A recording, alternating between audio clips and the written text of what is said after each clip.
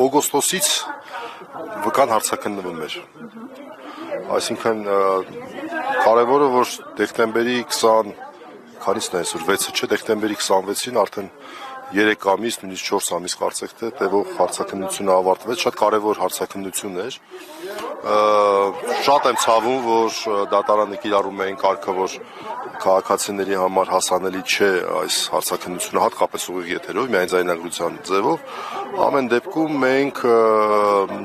բարձեցինք շատ կարևոր հանգամանքներ, որոնք հետագայում մենք նաև մեր ելույթում ենք օգտագործելու։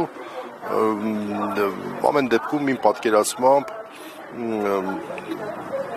ոչ միայն մեղադրական բնույթ չէր կրում վկայի հարցաքննությունը, այլև որոշ հանգամանքների մասով ուղիղ արդարացման բնույթ էր կրում։ Պարոն Մելիքյան, լավ, ի վերջո, այս նիստերը, որոնք ընթանում են, սրանք ինչի մասին են։ Շատ լավ հարց եք տալի, շատ լավ հարց եք տալի, այս նիստերը նրա մասին է, որ Արմեն Աշոտյանի նկատմամբ ժամանակին տարիներ առաջ տվյալ պահի քաղաքական նպատակահարմարություններից ելնելով եղել է որոշում քրեական հետապնդում հարուցելու, քաղաքական հետապնդում ավելի ճիշտ հարուցելու քրեական գործի տեսքով եւ տեսեք քանի տարի ենք մենք այս քաղաքական որոշման ձեռքում, այս քաղաքական որոշման, այսպես ասած, գերին հանդիսացել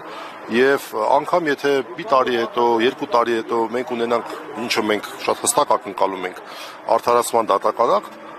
մարդիկ նույնիսկ մոռանալու են, որտեղ հիմա մենք ունենք տասնյակ քաղաքմարտիկալներ, հիմա մարդիկ կենտրոնացած են եւ ճիշտ են անում, որ կենտրոնացած են այդ մարդկանց նկատմամբ ունենք 4 եպիսկոպոս եւ արքեպիսկոպոս բանտարկված, ունենք խոսքի ազատության համար բանտարկված մեդիագործիչներ, ունենք ազգային բարերար բանտարկված, այսինքն հիմա մարդիկ դրա մասին են մտածում։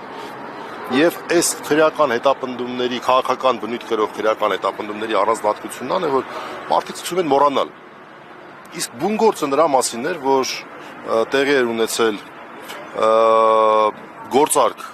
որը որ մեղմ ասած բժշկական համալսարան եւ բժշկական համալսարանի կոլեկտիվի համար ոչ թե վնասակար չէր, այլև շատ օգտակար էր,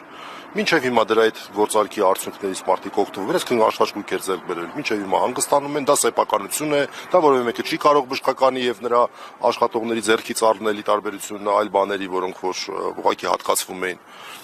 բայց մարդիկ դատվում են։ Եվ հաջորդիվ վկաների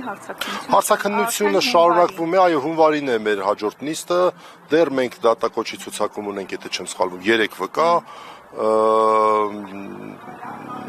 դատակոչը ավարտվելուն պես արդեն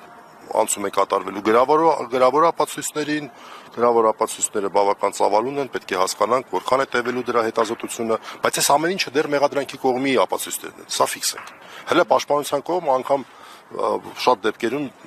միջնորդություններ էլ ներկայացրել կամ չի ներկայացրել եւ մենք միջնորդություններ ունենք